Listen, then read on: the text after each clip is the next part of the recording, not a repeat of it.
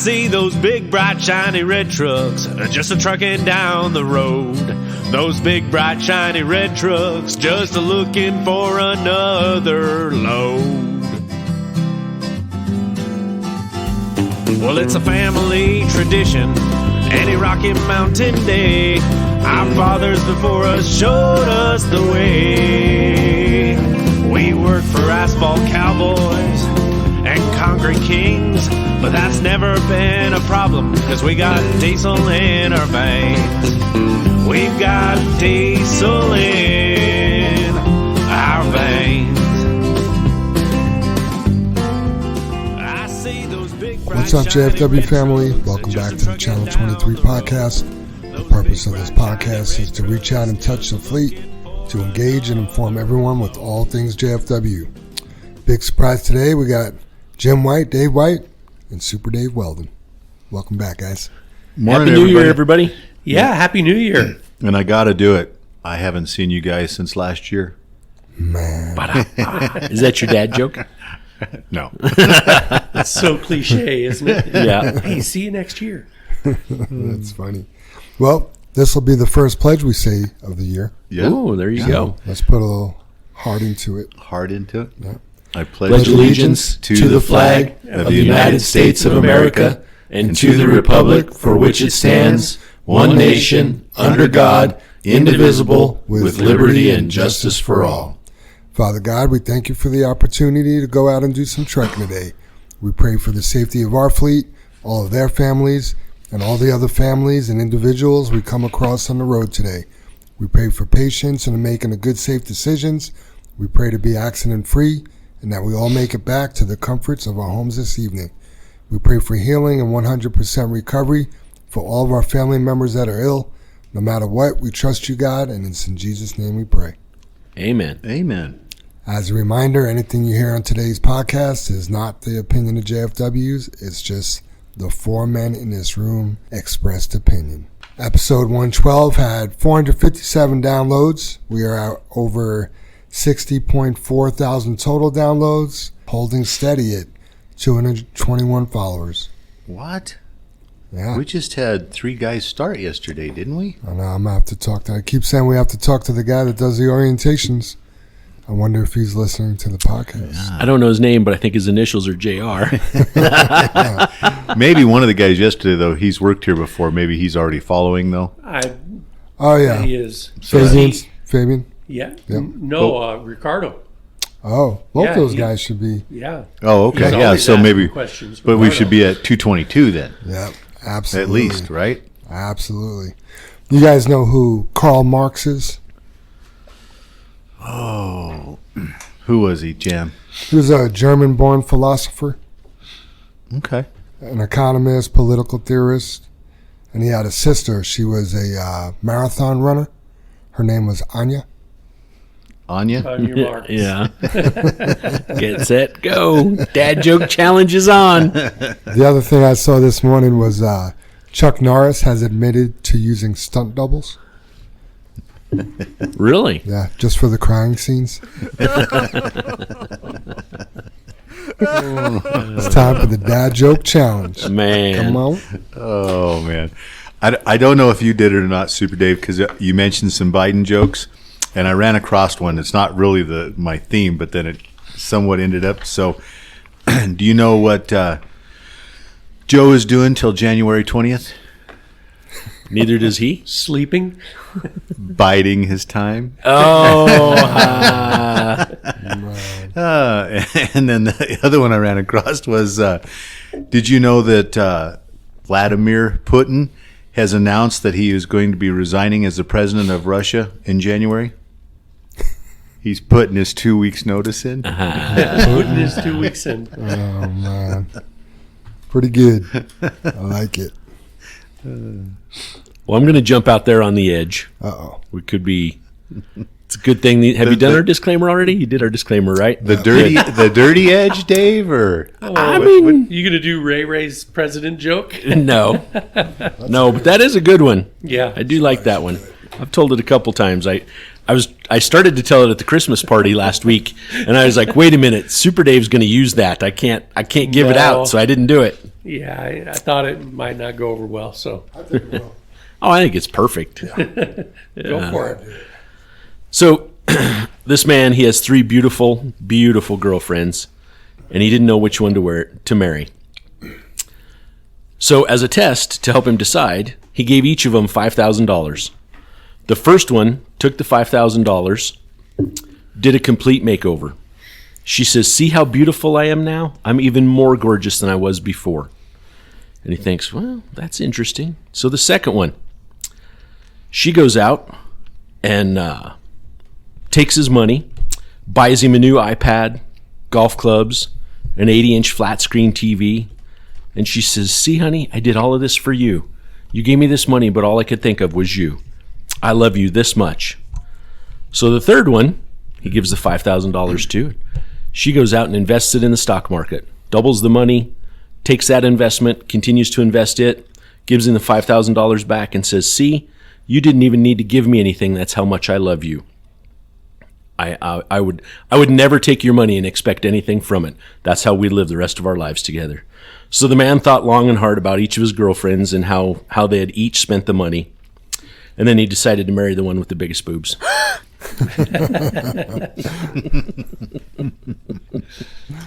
That might be a little on the edge. But it was funny. I thought it was like the typical male. Yeah. You know what I mean? Don't Yeah. use your brain. Like, Dave, I saw, when you're online and along the margin, all of these things pop up with these funky T-shirts, right? With pictures of dogs and everything else. This one said, "My boobs are so big because I store all of my rage in them."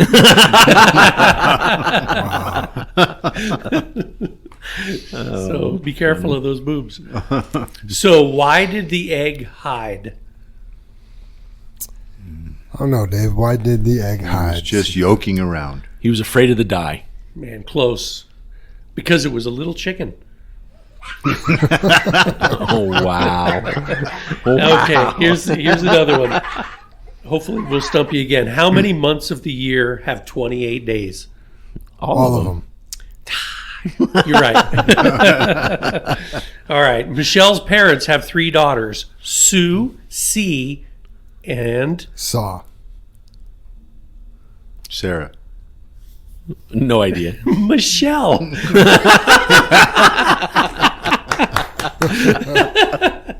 Oh, and the best joke for delivery, Super Dave. That's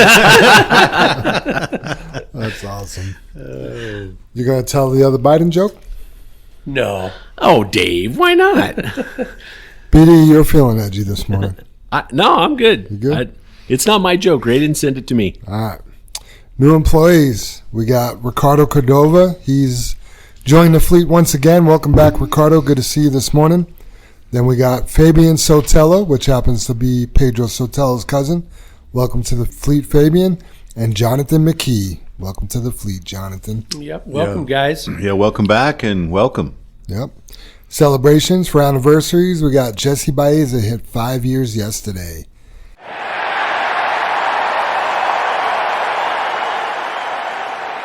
And then Johnny Beret hits 3 years on Saturday. Happy anniversary, guys. That is outstanding. Yeah, What a couple rock congratulations. stars. Yep. Yep. Yep. Birthdays, we got J.R. Sands and Quincy Hill. They have birthdays on Friday the 5th. Wow. Happy birthday, guys. Happy Is that- birthday. Hey, Is that kind of New Year's babies or has to be closer Nah. to New Year's? So fifth, I think- fifth don't count? Yeah, fifth too, doesn't count. too far away. Let's Just say January this. babies. I bet JR has another party for his birthday. That's separate. Happy birthday, you guys. I got to give a shout out to my granddaughter, Lexi Leonard. Oh, She is a New Year's baby, and she celebrated her 15th birthday on Monday. awesome. Happy birthday, Lexi. Happy birthday. Good 15. And she's got a big cheerleading competition coming up, doesn't she? She does. Douglas County High School is going to the national championship finals Wow. in Orlando, Florida.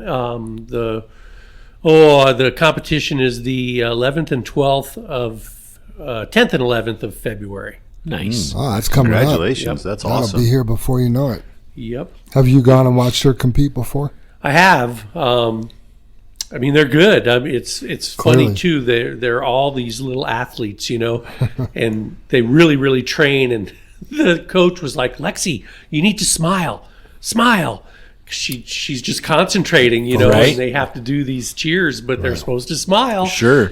So I think that's been the hardest thing for her is to I bet. remember to smile.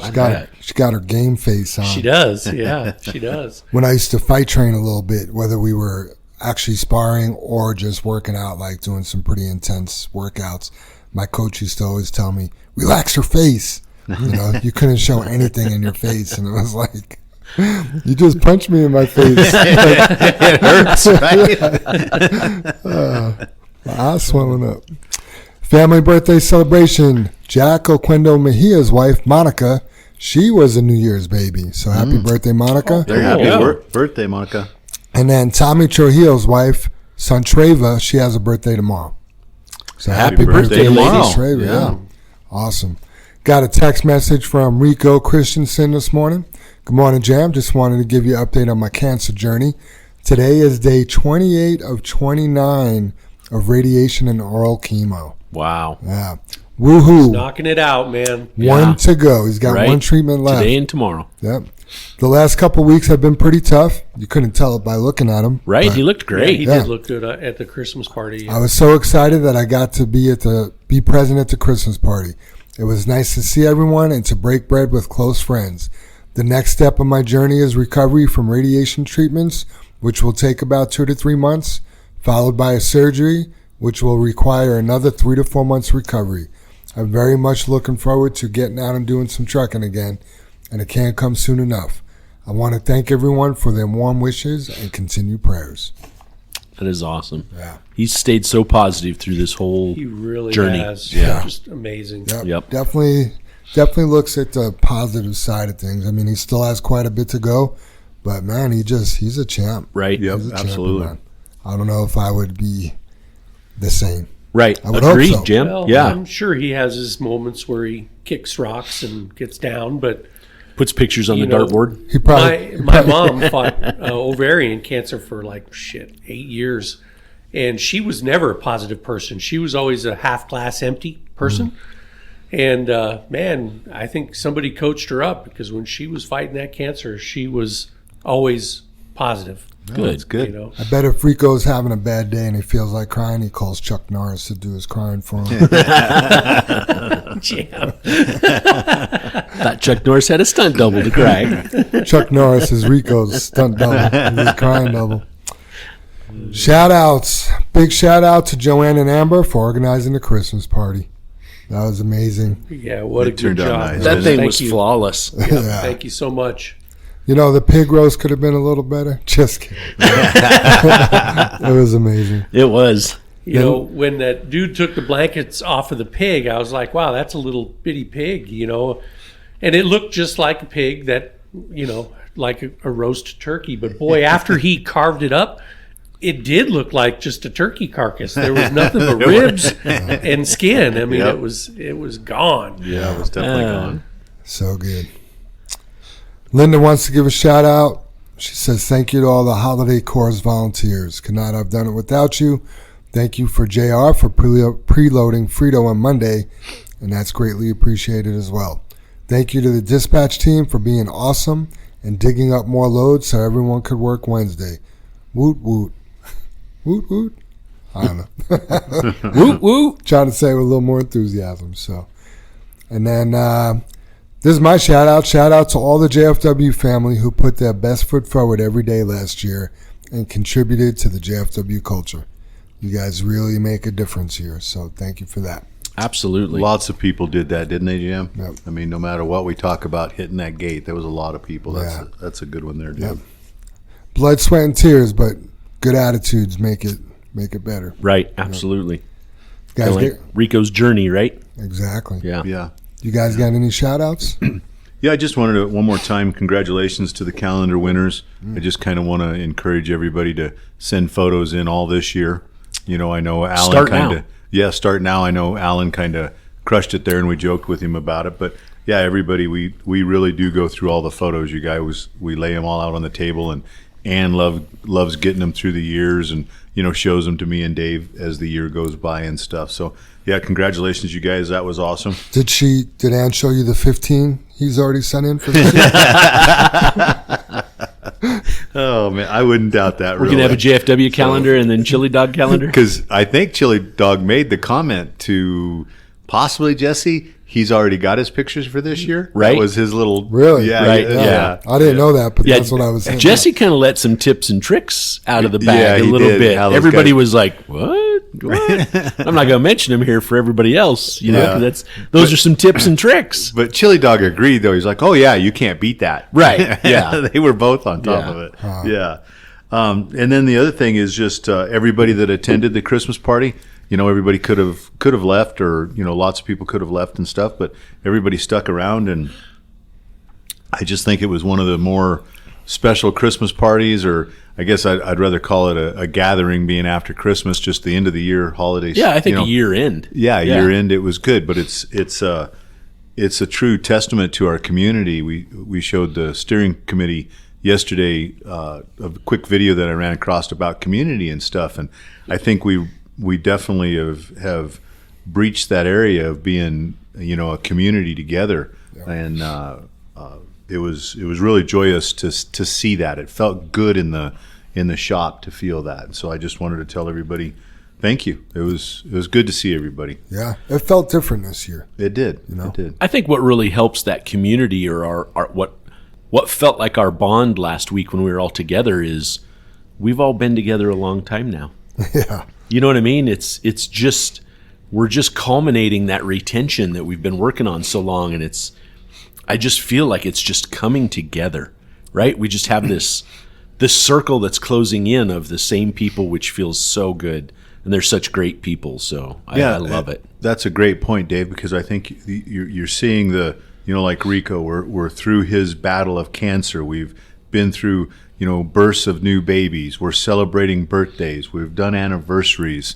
It's coming in full circle, and you get to know those pieces of it. Yeah. And it's Jesse being here 5 years, Johnny being here 3 years. That just keeps growing. Yeah. And that's great to have that. Yeah. I don't want to call it retention, but that family. That's what's created. The community. It's the bond of knowing each other, right? You don't walk into a room and go, "Oh, I know 2 people." You walk into a room and go, "I know 70 people here." Right. Yeah. You know what I mean? Yeah. So yeah, it feels great. Absolutely. We Truly need to does work feel on some great. new T-shirts that say "Our JFW Community." Yeah. Yeah. Yeah. Because we're a big family, boy, and that's that's kind of what- a community. That's the whole goal, is together, right? Right. Together we are JFW. Yeah, and I wanted to say it. I had it in my notes, and I missed saying it, but I asked Joanne, and I think, do you know, Dave, off the top of your head, are we 10 drivers over for the the stuff, or 15, or where are we at? 11. I had this terrible dream last night. That we came back yesterday and 3 drivers just quit. Came and quit out of nowhere. And You're down to 9 right away, right, Dave? Just like, oh man, I better get busy here. Yeah. I That's woke not a up, it dream, was that's just a nightmare. It was Yeah, just that's a dream, and I'm like, oh, phew. Yeah. But yeah, we're plus 11 right now. Okay, and all I was going to mention was, and I like I said, I asked Joanne, but anyway, 152 employees. Yeah. So that I didn't mention that, and I think that's important. And I know I've mentioned it in different podcasts. Everybody's like, "Hey, did you want to get this big? Or you trying to have that many trucks or stuff like that?" And you mentioned 100 or 103 trucks, and that's not the thing. But when you mention 152 employees, and I know I've said it before, that's amazing. That's overwhelming. Yeah. I can't remember if it was Chili Dog or not, but somebody was like just kind of taking a look out and just looking at all the people that were at the party, and it was like, wow, when we're all in one room, it's kind of crazy how many people Right. work here. I was like, now just imagine everybody's family was in the room with us. That's how many mouths get fed from people working at JFW. Absolutely. Yeah, we've talked about that before. It's just not pressure, but it's just that sense of responsibility. Yeah. Because we have those people, and we have their families. And I mean, it could be all that. 400 people easily with kids and wives. Oh and, yeah, you know. I mean, the crazy part about that, Jam, you can just grow on that because then it's the vendors we buy tires from and fuel from Right. and oil from and Right. trucks from Right. and parts houses. And I mean, the list, That's- it's endless. that's you know economics, what I mean? isn't Yeah, it? absolutely. Sure And then is. you got You know, I mean, you got Colorado not being kind to small business, specifically Right. industry, and I mean they don't realize like a lot of people eat off of what we do. right. yeah. And when you- Small business drives the nation, Right. right? Does. And it's More people are employed by small businesses than absolutely all the corporations Yeah. combined. Yep. yeah, and you know when you speak of the size of it, you know, like you said, Jim, stepping back and taking a look, but you looked at all the tables out there and then all the people out there. I'm like, wow, that shop's full. It's almost too small, Right? Yeah. I would like to see, I think Brother Dave mentioned that, you know, it might be a couple years, but we'll be over at the new place. You know, it'd be nice if we could fit the family. Yeah, You know? yeah. Have one big that lots of food, but man, Frank's was good. I think he would take on that challenge. Yeah. Oh, you know, I got not to give a shout out to Frank's Barbecue Right. as well. Yeah. It was phenomenal. For the speed of service. I mean, he beat any He other rocked it. catering company that we've had, hands down. And, Yeah. and what else are we missing though? Because I just thought of it, you guys. One more thing we got to along with Frank's. Oh, I know. Do you? Veronica. Yeah, Veronica. Yeah, Yeah. pudding. Yeah, thank you, Veronica, for the Yeah. Well, we've kind of all joked. I thought it was banana pudding or banana bread, not banana bread. Yeah, banana pudding, right? Has the vanilla wafers and the bananas in it. And Yeah. Jim was like, "Isn't that vanilla pudding?" He's like, "It just had vanilla wafers." And I'm like, "Dude, there was bananas in that." I told him that's a soft wafer, and he just doesn't know it. That's funny. That's funny. The one- Anyway, it couldn't have complemented the barbecue any better. man, I didn't have it- any. What? You didn't, Jim? Oh my God, Veronica, you rocked it. I mean, I'm no dessert expert, but I would have that. Chuck you know what I Norris's mean? stunt double's crying right now. Oh, man. I'll tell you what I did like about Frank's. I mean, obviously, family owned business. It was what appeared to be a husband and a wife and a son Yeah. serving. And in my peripheral vision, I didn't really look, but I feel like during the trucker prayer, those guys took their hats off. Oh, I didn't notice that, but that I wouldn't doubt it because third generation, right, Jan? When you third look generation. yeah, Yeah. good. There's another family business. Yes. Yeah. Good You know, point, and Jim. we're. I mean, yeah. Yeah. Small business supporting local small business. So I did look them up on Google to see if they had any place to go sit down and eat. You could order to-go plates, but there's no in-house dining. And Now, that I was- did think I saw a tent set up at one time in a picture where you could sit outside and eat, but they are not an indoor restaurant. and Is it a food truck? No, it's a catering business, but you can order to-go plates. So, like, you know, if we were decided to, like, you know, instead of ordering Dave's, not Famous Dave's, but For Smoking one of our Dave's. meetings or something. yeah, we could actually order plates and go pick them up. Oh, yeah. nice. Yeah. Okay. Yeah. Yeah. And roughly Sheridan and Colfax. Didn't we look it I up? think- Just west of Sheridan and Colfax. Pierce or whatever, right? Yeah. just yeah, west. Pierce. It was between Sheridan and Pierce. But on Colfax Yeah. there, yeah. Yeah. Between Federal and Sheridan and Pierce. Yeah. Yeah, Sheridan. Yeah, if anybody's interested, we looked it up because I would keep supporting them. Like you said, Jam, it Absolutely. might be a Has good to be fairly lunch. close to Casa Bonita. Yeah, just I yeah, mean, somewhere in that mall, strip mall area. east side, west side of Pierce, Yeah. but on the south side, Here's the address. north side. Sorry. 4700 West Colfax, Denver, Colorado. So, big shout out and plug for Frank's Barbecue. Yeah, you know what's funny is we waited for everybody to eat, be sure everybody had enough food, and at one point I looked over and their kid was getting Veronica's dessert. So it wasn't until I just thought, oh, that's part of their package. And it wasn't until I found out that Veronica supplied all that, and I was like, wow, that rocked. And then it dawned on me, like, wait a minute. The kid has food there that's not even theirs, and he's eating it. And I was like, it must be good. And then unless you did it, Jam, or whatever, I thought it was pretty cool that the little boy had JFW hat on. Oh, So I don't know who gave him the hat. Yeah. It wasn't me. So, It wasn't me. but somebody scored. somebody, yeah, that was awesome. Seems like that might be a Joanne or a Could be. Amber or Yeah. Yep. Ann Yeah. thing. Yep. Yeah. Any other shout outs, guys? Or a Scooby. Scooby give had it. Yeah, that might be. I just want to mention it's not necessarily a shout out, but we do have some extra calendars. We don't want them to go to waste. So if anybody needs some good one, extra Dave. calendars, get with us. We put one box downstairs, and I think we've got a couple stragglers up here. So yeah, we don't want to see them go to waste. If anybody would like an additional one, Yeah, for I not gotta, friends or family or whatever. Yeah, gotta thank absolutely. you guys too. My little grandsons, they kill for these calendars every awesome. year. That's And, awesome. So on Lexi's birthday, we were all getting together on Monday there, and it's like, hey guys, here's your calendars. And man, little Leo carried his around like half of the time we were there. Just carried it around. That is awesome. yeah, is it's cool. so funny because I took at one point during I call it the Christmas break there, because we had Saturday, Sunday, Monday if you didn't do Coors or, dispatch. But anyway, I finally took a few minutes and like put on my bifocal glasses and I just really studied the calendars, you know what I mean? And all the photos. And even though, we were part of the process to pick everything out, I just found it interesting. Like, God, these are just such great photos. They were just amazing. Somebody turn off the radio, please. Oh, that's me. I thought you were being I'm like, serious. what is going on over there?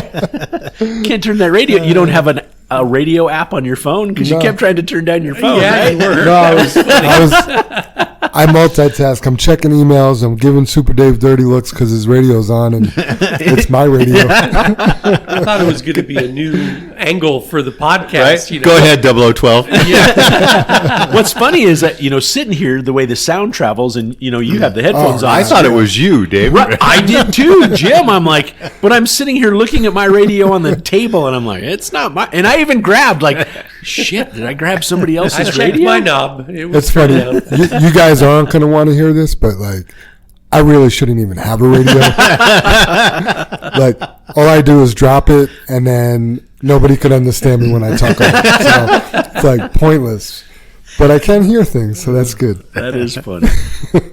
Man. All right, let's get into the discussion. Unless somebody else had another shout out, I won't cut anybody off here. I think we covered it. It was just thanks, everybody. What a great ending to the year. Sweet. So I found this interesting, and well, let me read what I found, and then we can talk about it. So President Joe Biden, that thousands of people convicted of use and simple possession of marijuana in Washington, D.C., and on federal land would be eligible for pardons. So Joe Biden said, or he's working to pardon these people. He continues to push for reform of the criminal justice system and marijuana laws. Criminal records for marijuana use and possession have imposed needless barriers to employment, housing, and educational opportunities.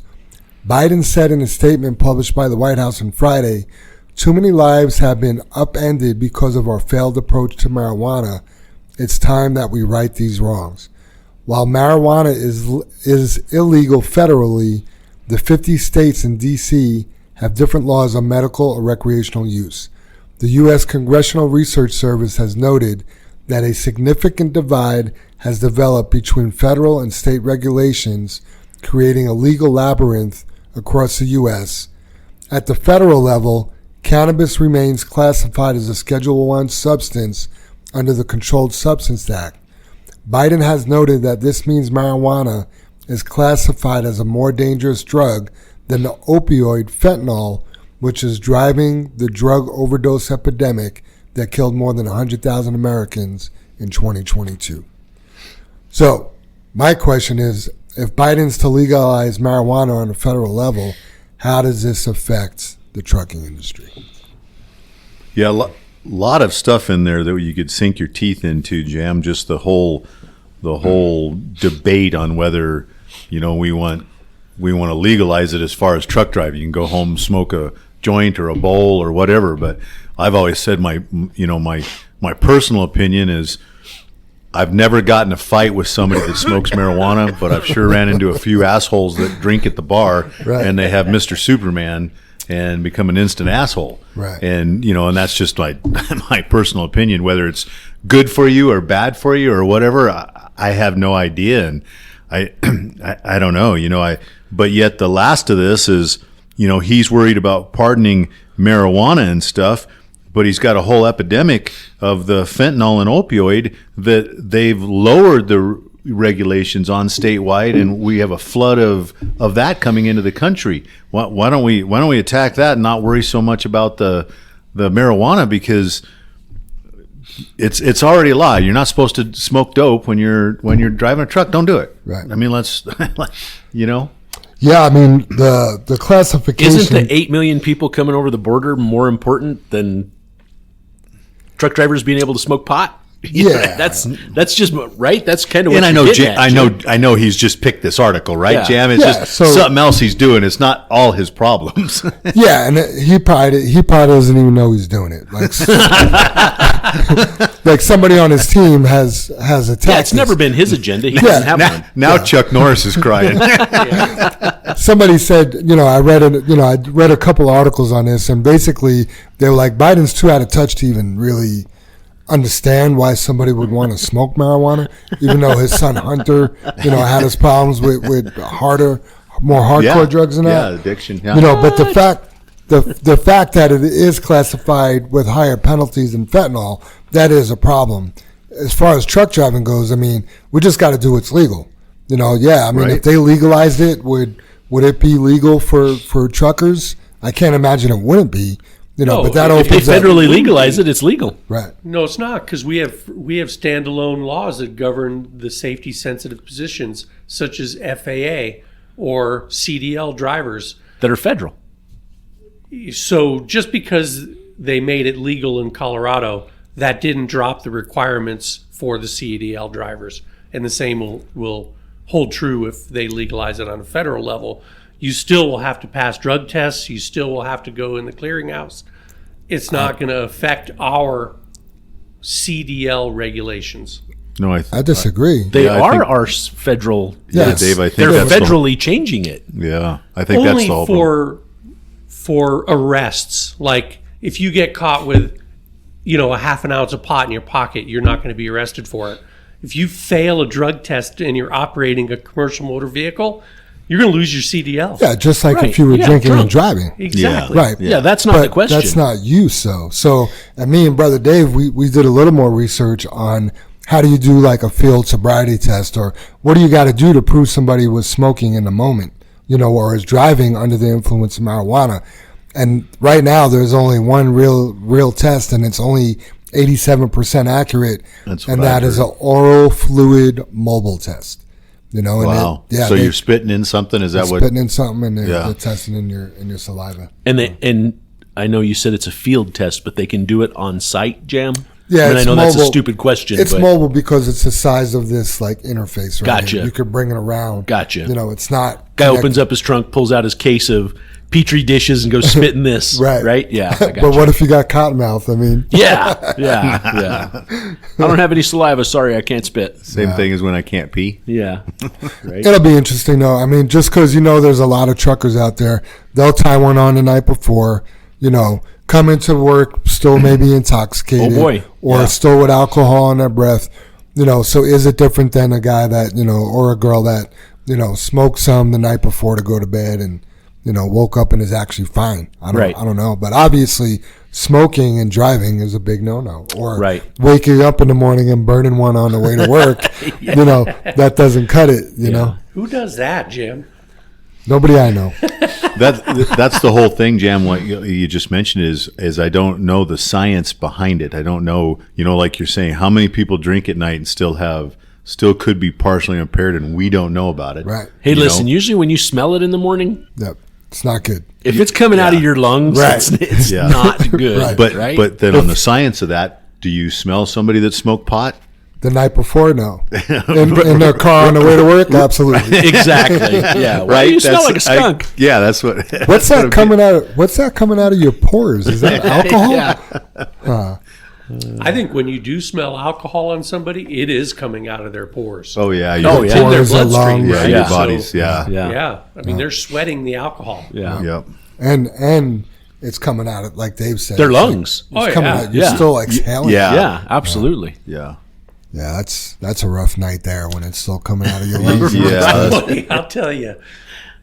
I don't have those nights. Probably did about 40 years ago, but 50 years ago. That's why you're so tired now. Probably, Dave. So Chris Beam sent me this. There is some new regulations out, HB 23-1267. This act allows the Department of Transportation to establish steep downhill grade zones within the public highways of the state where the downhill grade is 5% or greater and where there are safety concerns related to commercial motor vehicle drivers exceeding the posted speed limits. So they're going to double the fines, basically. Good.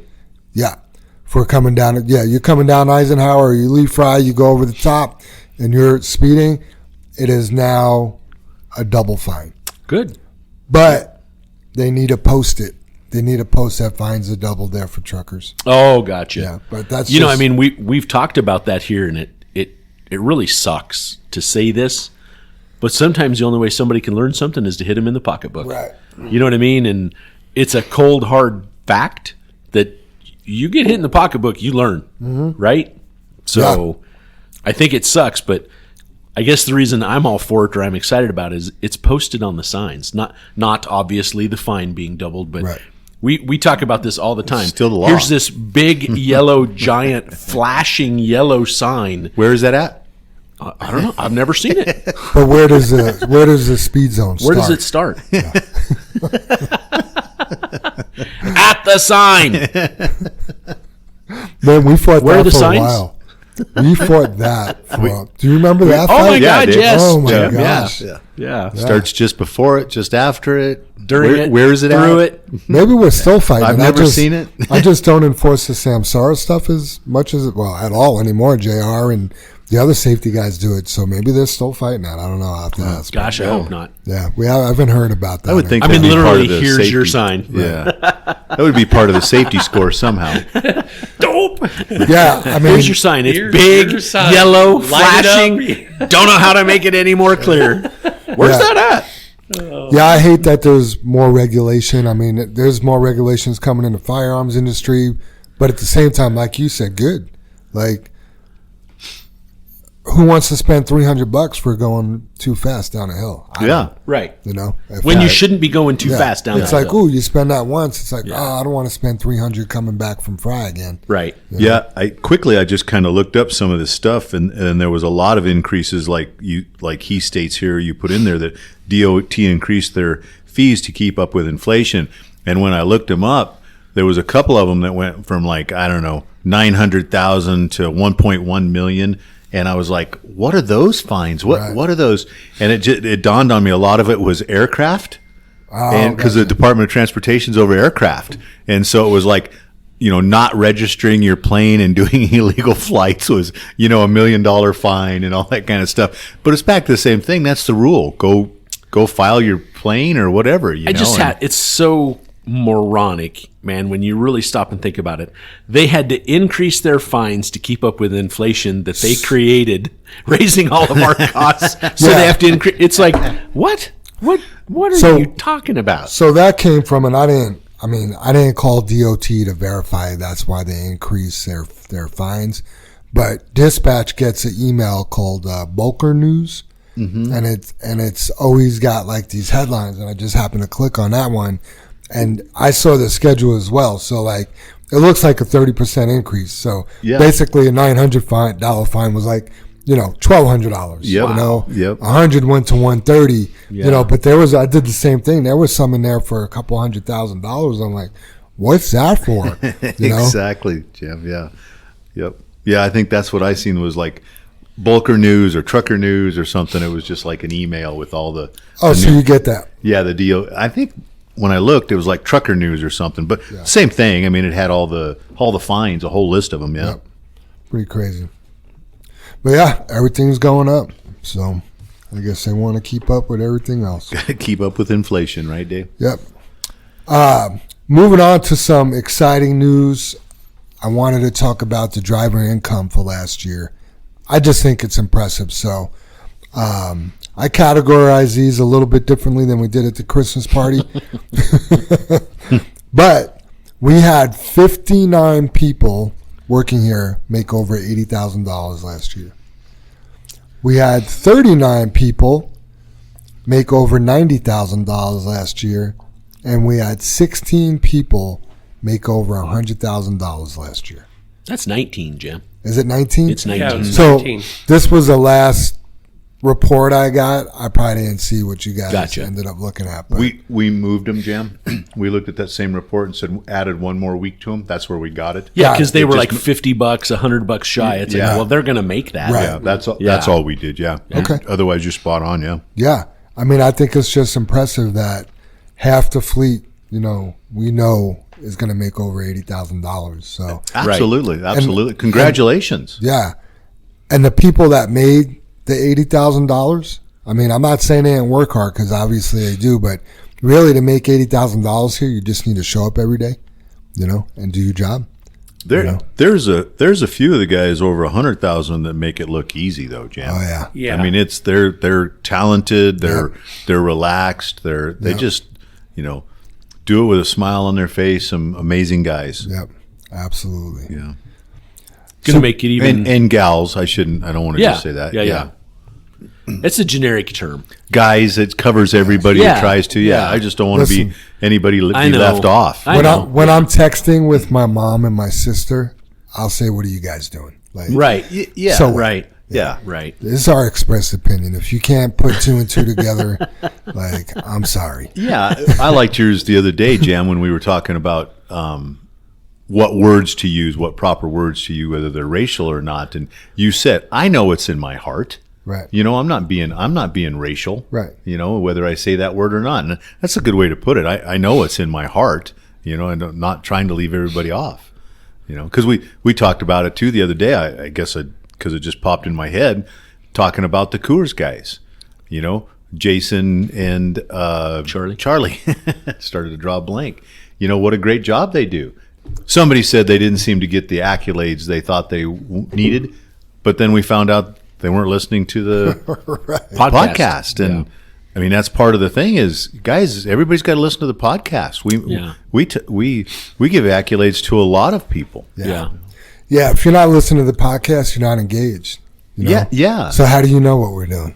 Yeah, I mean, Right. I'm gonna, since I'm already on the dark side a little bit, I teased Jesse. I said something to Jesse, and Jesse goes, "Oh, I didn't know that." And I'm like, "Uh-oh, you're not listening to the podcast?"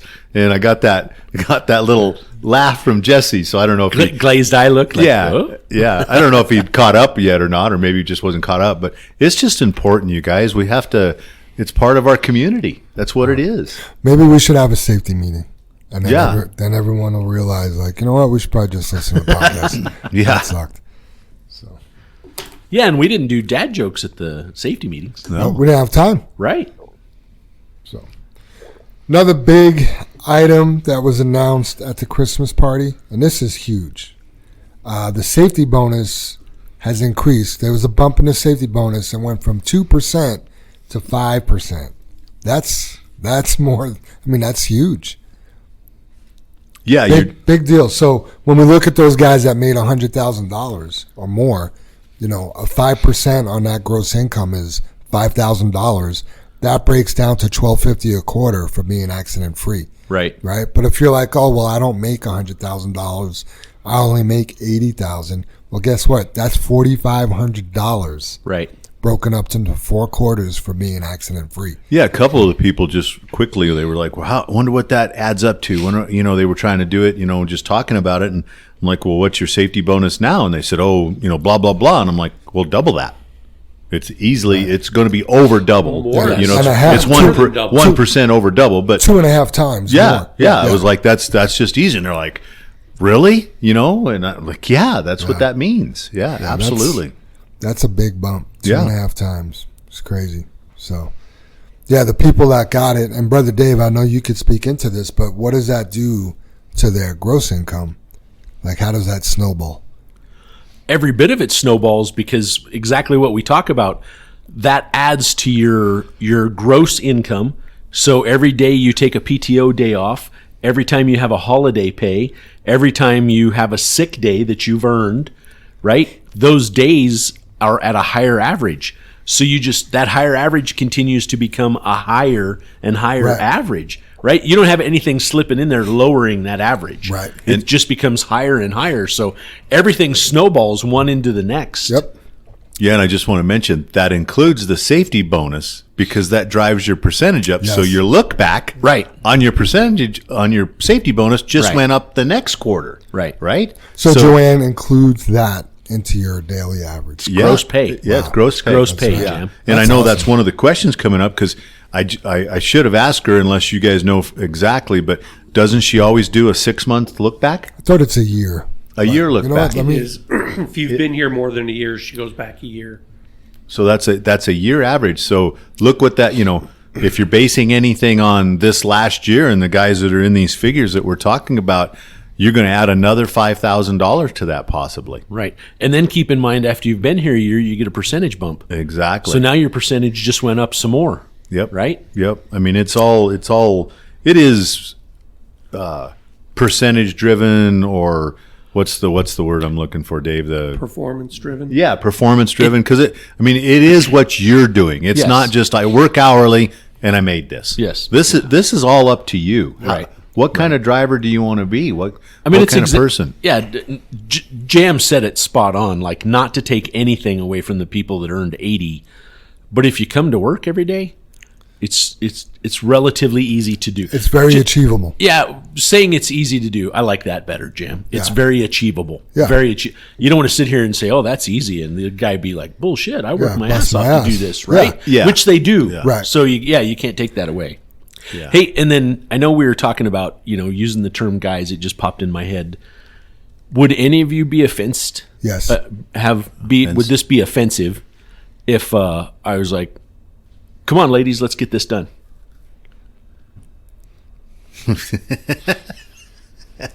Talking to me? No, I'm just kidding. Right? I wouldn't be Gals. offended. I'd think, ooh, he wants the shit done. I think you're a Democrat. But whatever. They use pronouns, don't they? They do. Hey, I'll just say it. I just was flipping the script, Jam. I get right? it. I We feel always what you say not to be offensive, right? Like Yeah. the ladies should know. Hey, I come don't on. say Come not on, to be guys, offensive. because I am 1,000% guilty. Morning, guys. Whatever the case may be. You know what I mean? And I truly don't mean anything by it.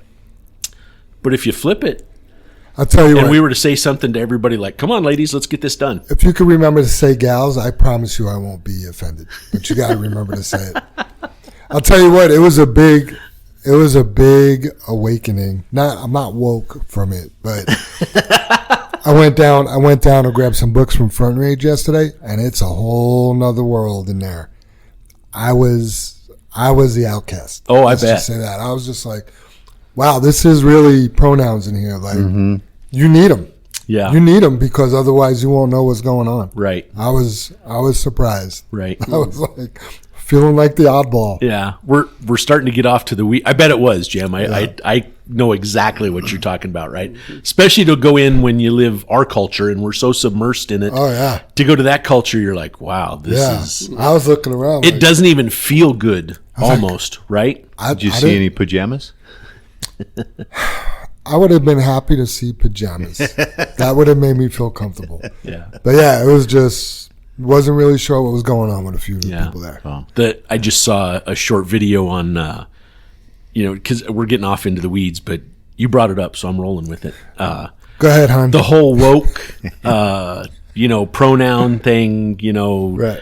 what I identify as, gender misappropriation, whatever you want to call it. And it was just funny because this guy was like, listen, if you identify as something else, go live on an island and let's see who's left after 100 years. Right. You know what I mean? If you think you're a woman, go live on an island with all women and let's see who's left at the end of 100 years. And Sure. you'll find out what you are. You know what I mean? So I felt that was pretty interesting. I felt like I could get canceled in there. Quick. Like, you're Yeah. canceled. Yeah. What do you mean I'm canceled? You're done. Yeah. Just Yeah. because I said the wrong thing. You know what I mean? So it was weird. But I saw something interesting. Instead of using nouns or pronouns, use adjectives. And from it was a Christian person. They put forgiven, saved, redeemed. And I added that to my signature on a few things, and I just didn't feel like it was coming from a good place. It was kind of more of a like, you're doing this, so I'm doing this. I don't understand, Jem. How do you add it to your signature? So like on the, where they put he, they, them, or whatever. So saved, forgiven, redeemed. Gotcha. Yeah, and it just, I really loved it, but I just didn't feel like it came from a genuine place. So I took it down. But interesting. I might revisit that again. Yes, same thing when you do so many forms. I mean, I noticed that on the NICE form. I think that's the last one I just filled out, asking the genders or what you feel or things like that. I think I ran across the same thing where we're going to take a cruise and, Norwegian, ask about how you feel about yourself. Everybody's trying to be politically correct. And like you said, Dave, when we're all on an island and or somebody digs you up, that's a woman and that's a man. In 100 years, you'll find out exactly what you were. You were a man or you were a woman. Yeah. That's all there is. No doubt. Yep. All right. Another stat.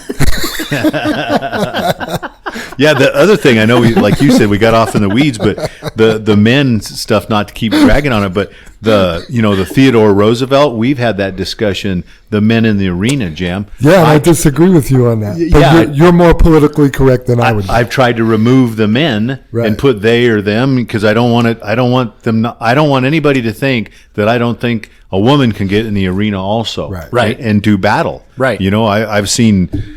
My wife and other women do amazing things, but they're also women that do amazing things and men that do amazing things. We're different. So the word you need to use is people. People, I do. I people do, in the Dave, arena. when I try to send that back out or use it. And me and Jam's talked about it a couple Or the of men times. or women in the arena. Yeah, men or add. I feel like I could give my wife the actual Theodore Roosevelt quote, and she could read it and not feel offended and realize like she can be in the arena as well. Yeah. But I know you got 3 strong daughters. Super Dave. I know you got amazing girls, right? And I don't think it takes away from them from Theodore Roosevelt talking about the men in the arena. Yeah, Right. But you have to also take into account the era that he wrote that. Right. Yeah. And people were different and had different opinions at that time. Sure. Of Right. history. But to me, it's like taking the statues down. Changing Theodore Roosevelt's quote. And I'm not battling with you, Jim. No, it doesn't. You can't put the quotes on it. He didn't say that. Yeah. You know what I mean? Like that's not his quote. Is that like tearing down the statue? That's what I just said. It's like taking the statues sorry. down. Yeah. It's okay. It's like changing the I thought you Washington. meant statue, like statue, like the word statue, not statue. Statute of limitations. Yeah. Yeah, I don't know. I mean, I feel like it's good to make people feel welcome and included and stuff Yeah. like that. But we don't need to change history.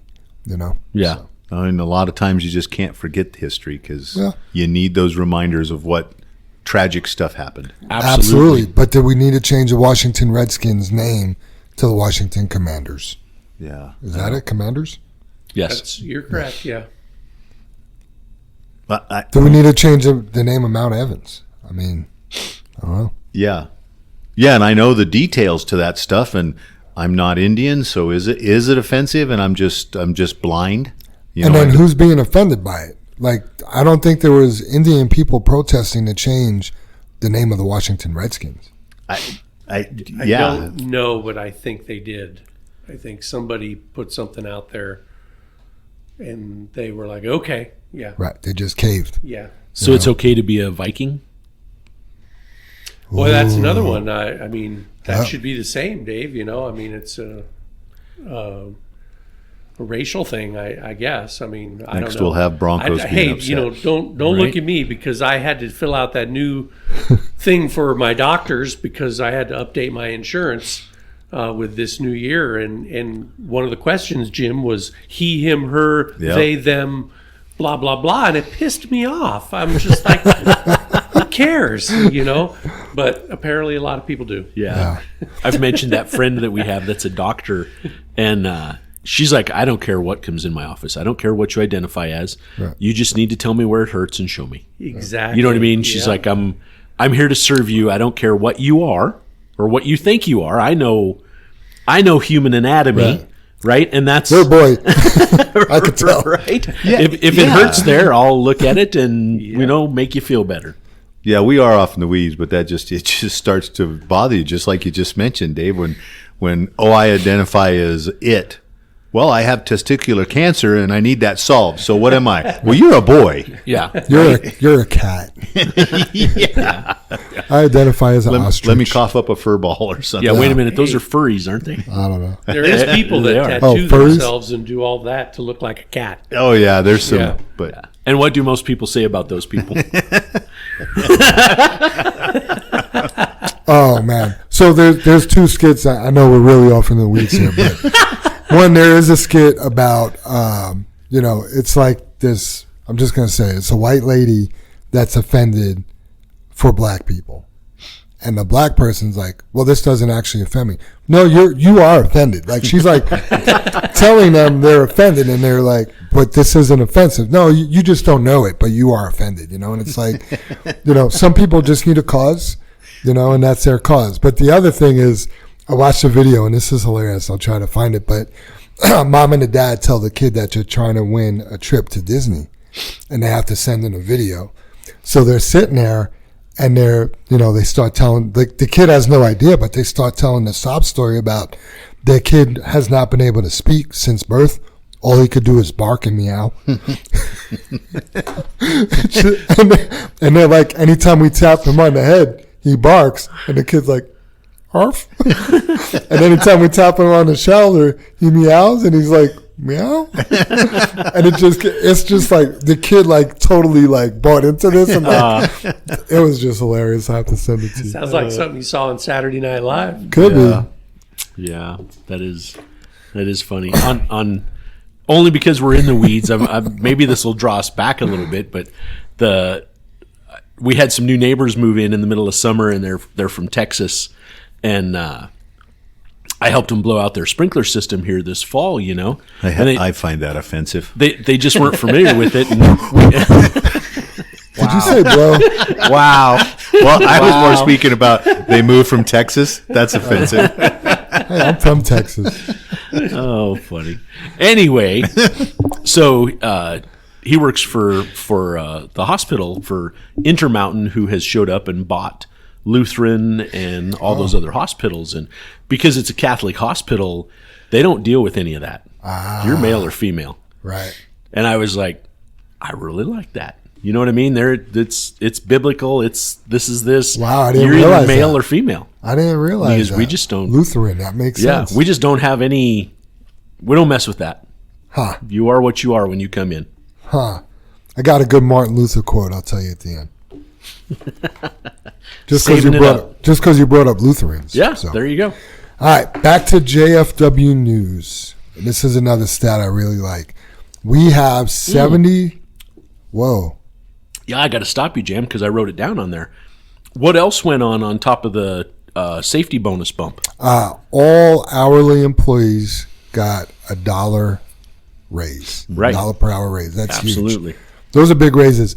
I don't know if you know this, but a lot of companies, they give out 35-cent raises, 54, like weird numbers. Like, to get a solid buck, I mean, even for me, that's a big deal. Like, Right.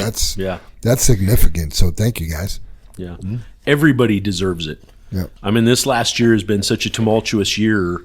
That was the purpose of the safety bonus bump, the hourly and people bump, just all of that. I mean, we're embarking on another tumultuous year, right? We don't know what it's going to bring. And our people that have protected JFW, we have to protect them. So that's, the least we can do to help that, to help them get through these crazy times, as high as inflation is, and just what our world leaders and our local leaders are doing, like Jam mentioned, the threats they're imposing on small industrial business and whatnot. So we had to provide something. I just love it too, because safety can affect the bottom line of a trucking company probably more than anything else. Oh, Dave, spot on. So and you even said earlier, Dave, when you need to learn something like with the fines on the highway or even big giant corporate fines, the pocketbook really is where everything Yeah. ends. And let's be more careful because there's a lot of money riding on it, not Right. only for the bonus, but for the repairs and for lawsuits and everything else. So look twice, stop before you do something, check it out. Let's be more careful. Yeah. Absolutely. Sorry, just texting Joanne for a solid answer for our questions later. All right.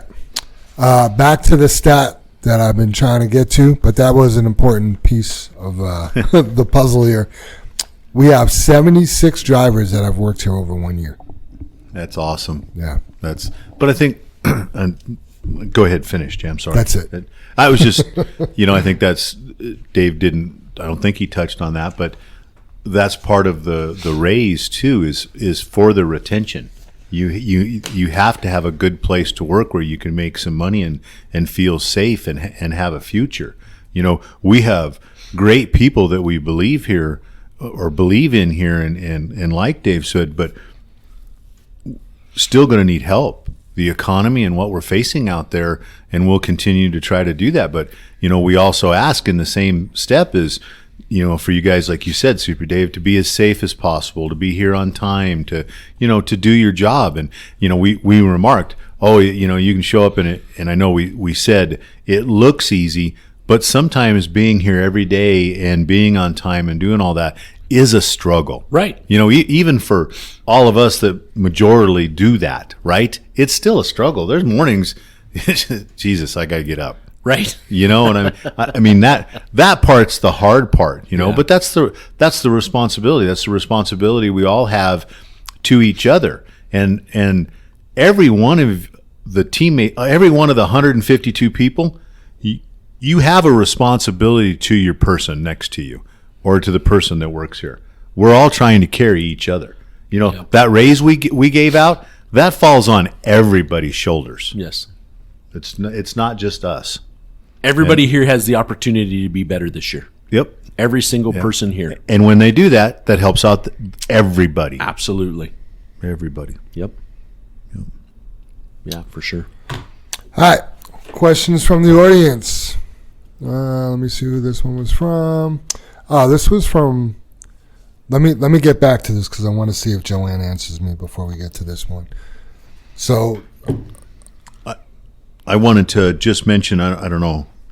I think that's the end of it, isn't it, Jim? Yeah. Wanted to talk about Cigna. I know we've had open enrollment. I know we had the team meetings. I got an email last night, I believe, from Cigna. Did you guys get the email welcoming you? That Amber sent? Yeah. So everybody should have gotten that. Yeah. So sign up. It's kind of a bit deceiving because it says to pick a plan, which we've all already picked. Picked a plan. Okay. You know what I mean? But yeah, if you've already downloaded the app, you already have NICE, you've already logged into Cigna, you have all the information. It's not necessary, but if you haven't, you can use that link to do that. But I mean, hopefully you did all that when the insurance company was here, when Flood and Peterson was here. And I didn't, Dave. I just knew it wouldn't be active, so gotcha. I didn't. So I did it. I did the NICE this weekend, which seemed to be real easy. We did talk in the safety committee yesterday, or the steering committee. Casey tried to use it already, and he did. He said the person was awesome that he spoke to. Some of the things that he needed help with, they had to refer him to a doctor, but that saved that initial cost of going to just any doctor, right. and right. paying your copay and not being helped. And then he kind of, they don't write prescriptions, but they fill prescriptions, ones you have already. He mentioned that we got to know that. What was one of the other things? Do you guys remember what he said that was just to remind everybody? But that's my whole thing is that, get signed up for Cigna. Don't be blindsided. We did the open enrollment. Now it's time to get. Don't come down with the flu on Sunday and go, what do I do? Yeah. And what do you do? Start with NICE. I guess that's my whole thing. Everybody needs to start with NICE. Have that app. You don't have to have our insurance to have NICE. I'm going to throw this out there, and it's not the point about it. We're paying for it. So $88,000. Yep. So let's use it. Yep. We need to do that because this is important. We take care of these small steps, lowering our other insurance, our use of Cigna. Yep. and that helps us get self-insured. So this is a team effort. This is a community effort again on what we need to do. So I got to remind everybody. And again, here's the importance of listening to the podcast. Right. Of here's all these insurance notes. These are what we need to do. You know, Amber sent that out last night on the Cigna stuff. So let's jump in there, you guys. And then before we get too much farther, I wanted to talk about a little bit about work. You know, we're finishing up that short week. We had Monday off.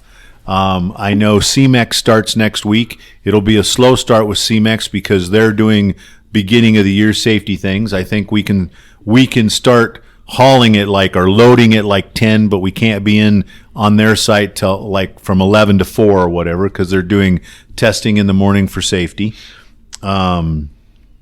Yeah, that was one of the other startups, and it'll get, you know, we're in January, you guys. We gotta just muddle through. I know we talk a lot about it, but have faith. I think everybody's working today, and you know, grab the loads when we can, and watch your dispatches. Be here on time for when your time is. That way, that'll save a load for somebody else. So we're all sharing. We all get a piece of it.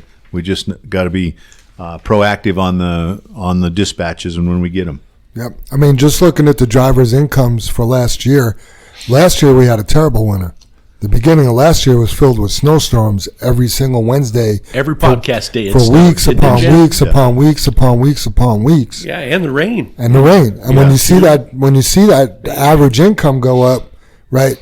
The winter is something everybody experienced last year. Right. You know, and we have great, amazing numbers being put up. Yes. So just, you know, you got to stick it out. You got to stick it out, and we just got to get to good weather, which we have right now. But with the holidays, things just get a little wonky. I mean, these 2 weeks are the our worst weeks of the year. Yep. Yeah, absolutely. And then it's not like it's July and we're going to get through these 2 weeks and just turn it back on. Yeah, turn it back on. Yeah. Everybody, you know, whether people understand this or not, but so many jobs have bank loans on them. Right? Bank loans need to be redone January 1st. You know, you need to go through approvals, and there's a lot that happen this time of year. Yep. Even though work may be slow, none of us have slowed up. Right. You know what I mean? There's just as many things that need to be done. Just look at a huge machine like a locomotive, right? That was doing 60 miles an hour across the country, and they had to come to a stop. Right. They don't get to do 60 miles an hour when they first start those engines back up. Right. It takes a little while to build that steam up. Good analogy, Jam. I like that. Yeah. And then we just kind of all looked at it too. Next year's a leap year.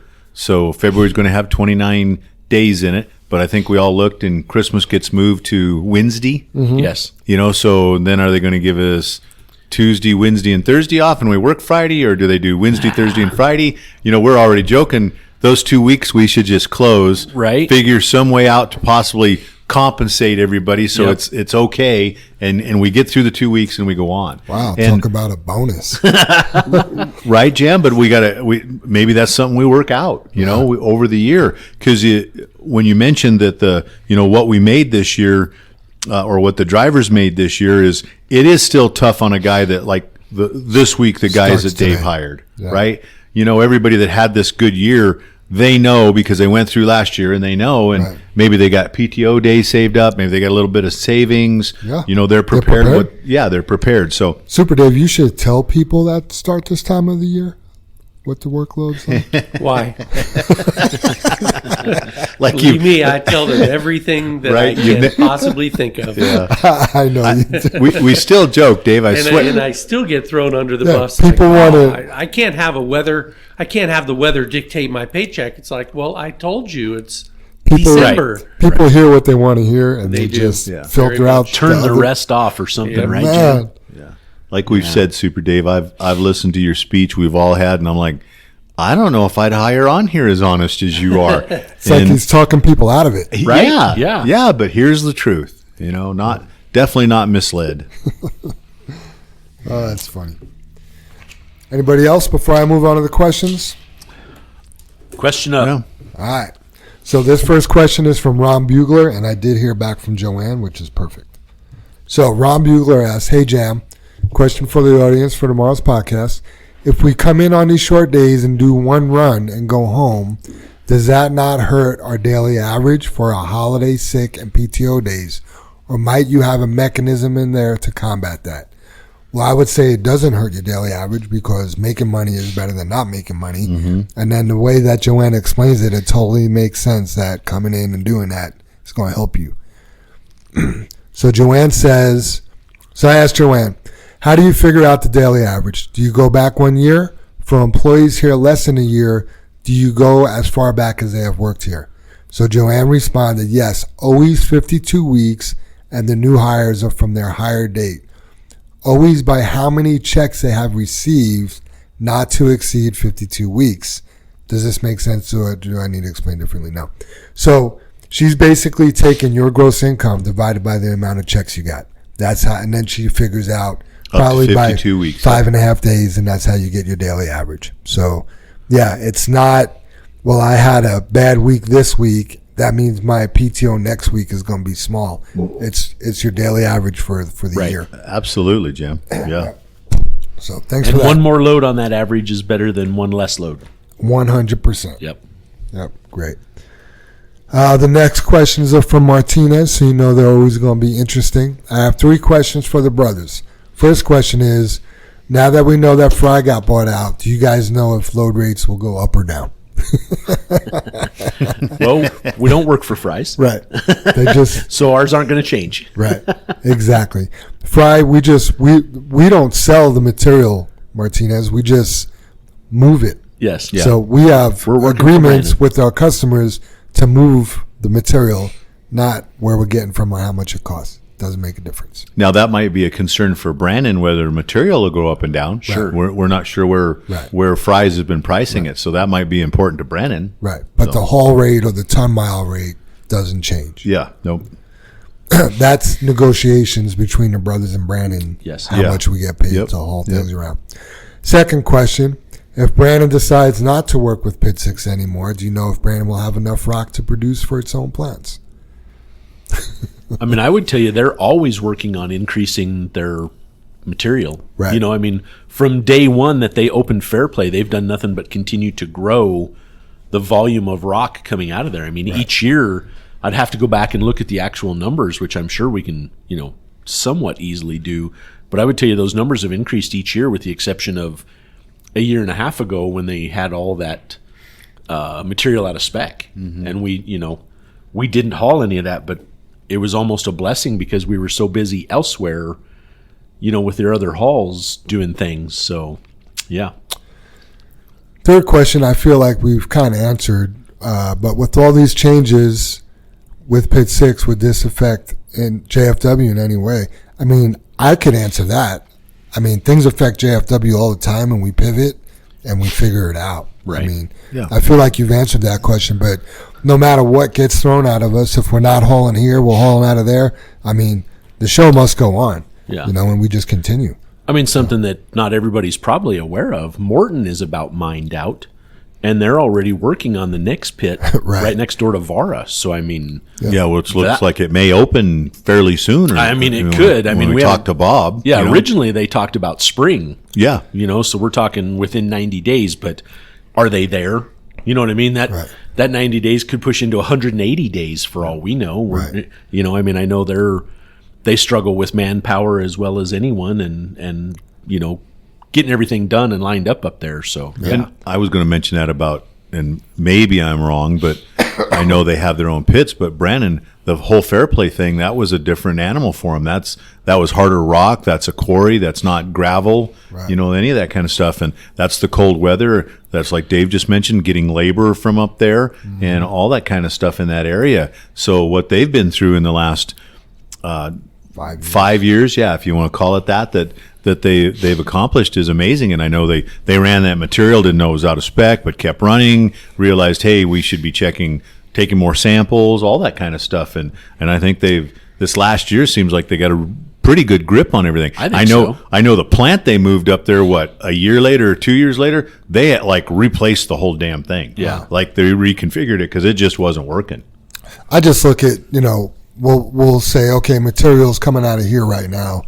And then a week later, we're pulling it out of here. Right. I mean, we're going to get the material from somewhere Right. to haul it Yeah. somewhere. Absolutely. Yeah. And I did. And there's no place close. Right. No. And there isn't Further ever and going to further. be- it's Yeah. further and that's what I'm getting at. You know, when you think about how many loads a day you can get out of, let's just say Vara, right? Because the Nix property will be right next door to Vara, to Plant 12 versus Morton to Plant yeah. 12. Yeah. Fair play to Fry. Big difference, yeah. right? You know what I More mean? trucks. So yeah, Yeah.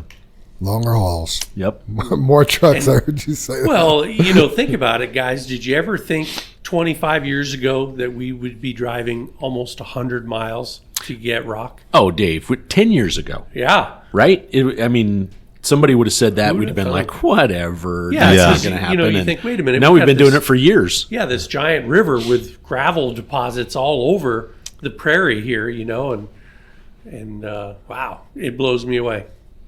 And, you know, this is a little bit off the cuff, but when you take a road trip, like let's say you drive to Las Vegas and you see all of those gravel trucks out in the middle of nowhere on the highway, and I can't remember what highway it is that takes you out there, but you're 50 miles to the next exit and you see this big belly dump go by. Yeah. It's because they're hauling it from so far away. Right. And Denver's Right. getting to be that way. Yeah. Right. You know? The difference between here and there, though, Dave, is Regulations.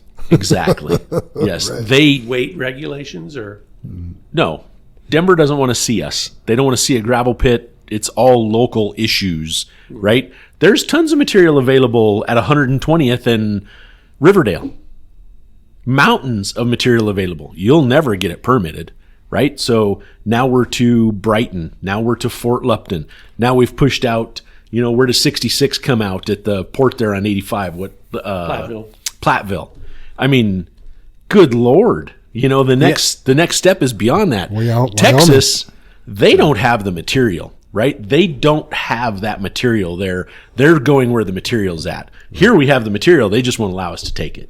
Yeah, and that's where you know, again, you get everything comes around to politics. They talk about affordable housing, yet they crush that because of where we're having to go to Yeah. get the material. Yeah. You know, when almost, you know, all basements are concrete, driveways are concrete. You know, your siding and all that kind of stuff has cement and concrete in it. It's funny what we don't want to see that, but can we get affordable housing? Yeah. Yeah, I mean, crushing yourselves. right? As hard as Polis is pushing electrification, McCandless, the international dealer, I mean, I was right there at their meeting a couple weeks ago or a month ago, and he stated how they needed a quote, CDOT needed a quote they figured they can electrify their, you mentioned the name of their vehicles, Jim, but it's it's their safety trucks that have the barricade on the back that folds down. And it's They're scorpions or what? Yes, Is it yeah, that's what they're scorpions or called. something? Yeah, because they fold down like a scorpion tail, right? Yeah. Scorpion? But it's the vehicle that's at the beginning of any crash. construction zone, so Crash truck. it's designed to be hit, Right. It's all full of these special collapsing items. I think there's even sand in them, if I'm not mistaken. But anyway, you know, they had to go out. McCandless had to make a special trip out to Knapheide, who builds the body in Las Vegas, Nevada. You know, they had to make sure that it would fit and retrofit it a little bit to fit on their new electric truck and yada, yada this, yada, yada that. And International or McCandless is all excited about it, turns around, goes back to CDOT, turns in the bid, and the purchasing agent from CDOT is like $400,000. We can't afford this. Are you out of your mind? And it's like, oh my God, it. dude. Yeah, this is a $180,000 truck for the average person, but because you wanted electric, it's $400,000. You know, I mean, that's what we're faced with. Yeah, love that, because didn't they say, we don't have that in our budget? Yeah. Who does? Yeah. Oh, we do. We Yeah, just have it who sitting does? around. What's really you know. funny is because, you know, CDOT, our government is brilliant. So does that mean that we're not going to have safety trucks in front of our construction zones here in Colorado? Well, Not- Dave, it not means electric ones. not electric ones. Yeah. Yeah, because nobody can afford it. Yeah. Yeah, unbelievable. I mean, CDOT took at their main office, I'll say main office, but it's their shop. They took and put in 4 charging stations because they can't afford electric big trucks, right? And honestly, no one has any actually, really. So they went out and bought a whole bunch of Ford F-150s that are really kind of a waste. I mean, Yeah, even we just talked to a Ford salesman that said, I there's no way I'd buy one. right, which is awful, right? But you know, you see them out there, people have Yeah. them, Anyway, they put in 4 charging stations, and CDOT made it free charging for anyone. So they can never get to those 4 stations to charge their vehicles because people are dropping off their electric cars, having a friend pick them up, and leave their car there to charge for free. Wow. Guess what? Who do you guys think's paying for that? Give you one guess. You are, right? I'm like, oh my. But it's all good. Life is good. These are brilliant people in charge of our lives. I know it. Yep. Safety topic of the week comes from Chris Beam. He announced this on the radio the other day. Do not load 32 tons landing gear back. What? Right? If we're going landing gear back because it's so cold out, you need to drop your weights down. There's no reason to put that much weight landing gear back. I mean, that is dangerous. You couldn't get the trailer tarped. Yeah, I was You trying. Sorry, Dave. Go ahead. No, it's 32 tons fills that trailer up, nose to tail. Right. Yeah, I was trying to think of all the reasons because I know Chris made that statement, but you just said it, and I guess I want to emphasize on it. So 32 tons landing leg back. How much does that put on the trailer axles? Right. You know, you're allowed 34,000. I get it. You know, when we're hauling overweight, you're at, I don't know, I'm making it up, 50,000 maybe, or no, I mean not 50,000, wouldn't be that, 42,000 maybe, but you're probably ending up at 50,000 on those axles. That they're not even close to being rated for that. Then I was thinking the same thing you were, Dave. At some point, if you're dumping that behind the landing legs, you can't get the tarp over it, you know. And the other thing is, you know, the tailgates are made to be safely latched and stuff, but you're also putting all that weight right against the tailgate that's sitting there. You know, and just so much that just isn't it safe? Is it possibly not? Is it possibly easier to dump because everything's right on the back, but you got all that weight right on the axles when you're lifting it off out of the saddles too on those 2 tires. So yeah, there's just nothing good about it. And you know, like Jam said when that he got from Chris was that if it's so cold we're loading from landing legs back, there's probably some weather there too. And you can't use your overweights, so don't do it. Yeah, it's 26 tons landing legs back. That's what you need to say. Yeah, it's a beautiful load. It's not so far up the sides of the trailer either, so it doesn't stick past the liner. There's just all sorts of good stuff about it. So Chris is spot on. You nailed it, Jim. If there's that much weight against the tailgate, those dogs might not open. Yeah, they might not open that way either. Yeah, the opposite, Dave. Absolutely. Absolutely, yeah. So, yeah, just something to think about. The group of guys that are has made all that money last year, or were so successful. They have a lot of tips and tricks. Chris Beam happens to be one of those guys. We have a lot of those guys that do the same thing. Your trainers and stuff. Mike Boritz and Stingray and Chili Dog and Jesse here that celebrated 5 years. Johnny Beret. Potter, Cowboy, there is a lot of guys that have some tips and tricks. Right. That's without a list in front of you, it's hard to list them all, right? Yeah, I can't. I mean, there's 100 of them and we got 76. Did you just write down, Jam? I can't even remember. 76 over a year. Yeah. So those guys have been doing it over a year. All of them have to have some tips and tricks. Right. Right. Have got a good year under their belt, and you learn all those things, right, Super Dave? I mean, look at how you go to this golf course job and you dump in that bunker, and the first load's a screw up, and you don't do it the same way when you come back, right? Oh, yeah, you it's definitely either learn from experience, right? You either draw the trailer to you or draw the tractor back, so you're in a spot to pull the trailer out, or hauling for Rock Doctor where you're hauling riprap and you can't get the load off, but you just piled 2 boulders up on one side, backed up on them so you can get the load off. It's all the things you learn, and all the funny stories and stuff. So yeah, reach out to your community. It's there. 100%. Agreed. Soup, you want to hit us with that high road hauling? Is it time to get on the high road today? Hit us with it. We've been on the low road a little bit today. We haven't been that low, have we, Super? No, not too bad. We've been trying to shift and and pull up off there. I'll jump off, say the weeds. We've gotten off into the weeds a little bit, right? Nothing low roadish. Yeah, we had to go pee. We had to It pull is over. time for the high road hauler because Jam just took off. Right? So I came across this article, stumbled on it, and I liked it because sometimes everybody needs a trouble tree. And you'll know what I'm talking about as soon as I read through the article here. So it's called The Trouble Tree. I hired a plumber to help me restore an old farmhouse. And after he had just finished a rough first day on the job, he had a flat tire, made him lose an hour of work before he... So let me back up. He had a very rough first day on the job. He had a flat tire that made him lose an hour of work. His electric drill quit. And I was going to throw in this for Scooby and say his Milwaukee drill quit working. And his ancient 1-ton pickup truck refused to start when he was all finished at the end of the day. So while I drove him home, he sat in stony silence. On arriving, he invited me in to meet his family. As we walked towards the front door, he paused briefly at a small tree, touching the tips of the branches with both hands. When opening the door, he underwent an amazing transformation. His face was wreathed in smiles, and he hugged his 2 small children and gave his wife a big kiss. Afterwards, he walked me to the car, and we passed the tree, and my curiosity got the better of me. I asked him about what I had seen him do earlier. "Oh, that's my trouble tree," he replied. "I know I can't help having troubles on the job, but one thing's for sure. Those troubles don't belong in the house with my wife and children. So I just hang them on the tree every night when I come home and ask God to take care of them. Then in the morning, I pick them up again. Funny thing is," he smiled, "when I come out in the morning to pick them up, there aren't nearly as many as I remember hanging up the night before." I love that. So what do you think the main message is that you can take from the Trouble Tree story?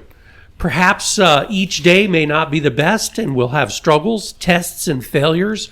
While we are here living life, we must realize the adversity we face is placed on us only to make us stronger and to help us realize our blessings. Or maybe at the end of a long day, responsibilities and hard work can be really hard to disconnect from, so that we don't take the stress and negative energy into our homes with us at night, so we can have a trouble tree. What messages do you see in the Trouble Tree story?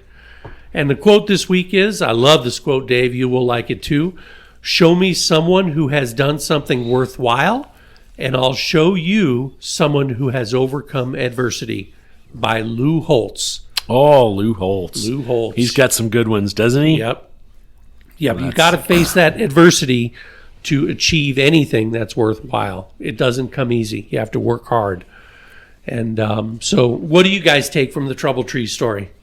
Yeah, I was because is this the second or third time, Dave? You think you've reused that? Because I know 2 times. This is brand new. I was going to say I haven't heard it before. Yeah, I just did it. Maybe we've talked about it. Wow, I just remember the guy. Yeah, I mean, I thought it was from you, Dave. I've definitely heard it before. I honestly, Jim, I came across a story and I thought, oh, great, man, this is good information. information.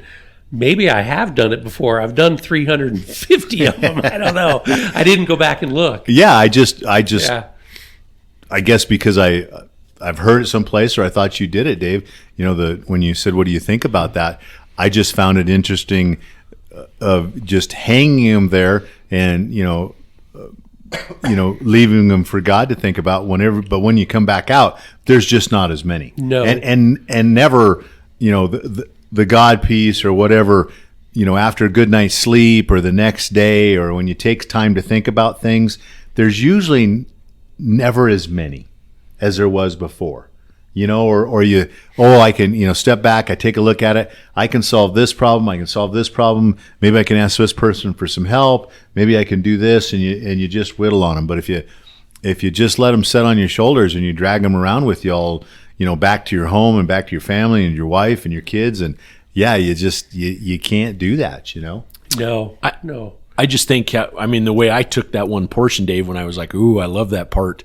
You go to bed with all this on your weight. When you wake up in the morning, there's there's obviously items in there that aren't as important. Right. You know what I mean? They may be weighing on you, but maybe there's no need to worry about them, or maybe they fix themselves, or, because there's certain things that, you can tell two people to do the same thing, and one person may be a mess about getting it done, and the other person's like, yeah, no big deal, do it. And it was nothing for them. And Sure. I guess that's kind of the way I take it. That's just my personal take on it, that, get a good night's rest. You have a clearer head in the morning. Maybe some of these items just aren't as big a deal as you thought they were. Yeah, that rest brings you clarity. Yes. In so many Absolutely. ways. Yeah. Yeah. So I think the physical action of him hanging his troubles on the tree kind of force him to say, hey, leave it out here. Let's not ruin the evening and bring it inside. Let's enjoy our kids and, hug on your family and love your family. If you didn't stop and do that, it might not have been a conscious effort once you walked in the house. yeah. Yeah, because you made that effort outside, Dave. Yeah. Absolutely. Yeah, Since so true. since it mentions God, and in the church there's a saying, let go and let God. Right? Let go of your problem and let God take care of it. So Yeah, that's yeah. However you do it, right? Jam, sometimes you just gotta hang your problems up. before we get into the final thoughts, we do have Joseph Newhouse and Michael Hayden coming on the podcast next week. They are from Pinnacle Assurance. I used to think it was Pinnacle Insurance until I actually looked at the word. I assure you, it's assurance. Assurance. Yes. Yeah. It's assurance. Yeah. And that is Workman's Comp. So we Yeah. have two good guests coming on next week. Yeah, did they say what they were going to talk about? Have you gotten that far yet? They're leaving that up to us. So Oh. I got a lot of research to do. I've tried to stalk them. There's not a whole bunch on those guys, but Thought we were going to talk about auction results. sweet. 3 points of contact. Well, hopefully they'll give us some assurance. Yeah, Michael Hayden is a like safety dude. So yeah, I got. Is he a dude? Well, I think he identifies as a dude. Cool. Yes, by the name. So Yeah, I think we both, me and you, know Joe Jam, and I think he's a good guy. He'll have some good stuff, and I I think, hope he brings his cards. right, yeah. Well, I don't know. I lost some money to him, so I'm not sure I want to go through that again. Yeah. Next week we have a Texas Hold'em dealer coming Yep, and a Las Vegas announcer. yeah. He was funny. Sounded like a comedian. Oh, Oh, he's man. he's hilarious. He doesn't stop. Yeah, it's good good. stuff. But I think he takes his job as serious as his fun. I have a feeling you're right. Yeah, I just that's the haven't thing seen about that him. yet. Yep. So, all right. Well, you brought up Martin Luther, or you brought up the Lutheran Church earlier. So I just happened to post a Martin Luther quote this morning, and that says, "True humility does not know that it is humble. If it did, it would be proud from the contemplation of so fine a virtue." And that's Martin Luther. That one's deep, Jim. Yeah, It is. that You is. got to do some thinking on that one. Right. To get it, He almost needs to reread it. I was like, got to line it all up to think about it. I'm right? happy to reread it, and then I'll tell you what I think. So, true humility does not know that it is humble. If it did, it would be proud from the contemplation of so fine a virtue. wow. Yeah, so that would be like saying, I'm a humble person. I don't mean to brag, but I'm so humble. Or when you think about giving, right? Like, giving is good no matter what. But why are you giving? Are you giving to make yourself feel good? Are you giving for other people to see that you gave? It is deep, like you said. Yeah. When I was just quickly thinking about it, when you said when you take the time to think about your humility, about making you humble or being humble, you would be proud of that because of your humility. Right. Humility doesn't know it's humble. Yeah, and you're like, well, that's if I just start in that place, I'm already humble. Right. If I have a good amount of humility, I guess is what I'm taking from it, and that's deep to just go. If I start there in the first place, I have all that, right? Right. So, yeah, Yeah. good. That's a good one. Yeah, It was. yeah. You can turn that into a lot of things. Turn it. I can't. Oh, I can turn it. I would. I'm too humble for I that. can, but I just can't think about it right now. Gotcha. I can't verbalize it right now. Well, what do you got, Beatty? What do I got? Yeah. Well, I want to talk about. Let me flip my pages. I have some notes. My notes have notes. So my final thoughts.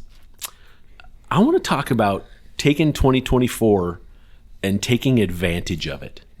And what I mean by that is I talked to a few people that asked how Sam was doing, my son, at the Christmas party. And I mentioned, actually they asked, hey, was Sam home for Christmas? Right. And I'm like, well, we had him for 6 days, and now he's training down in Florida. He left the day after Christmas and he's training down in Florida. And he's down there with his swim team. And I mean, he's still down there. He doesn't come home till tomorrow. So they've been down there, way more days than we had him home here. So his Christmas break, he got basically 6 days off, and now he's busting ass in this training facility not facility, because they've been blessed enough to train everywhere down there. They're in Fort Lauderdale, Florida. And I've gotten to see so many Instagram posts because they have someone, posting all of these things. And when I say take advantage of what you're being given and use it in not only in 2024, but the rest of your life, I'm watching these young men, and they're being provided, all of these gifts for tools, and you see these young men being interviewed, and it's just a quick snippet. You know what I mean? It's a 10-second snippet on Instagram, and these guys are like, yeah, blessed to have the day today. Gonna work on some 200 underwaters. Gonna work on stroke count. Love the coach. Have a great day. And off they go. And I guess they're being, they're working out in the morning the minute they wake up for a 2-hour practice. They have a midday break, and then they have like a weights session. And then they're taking and doing team bonding on the beaches or wherever they can, playing these different games. They've broke off into individual teams, 10-person teams, and doing tug of wars and all team bonding and team building and strengthening, and the stuff we talk about, being together and community and whatnot.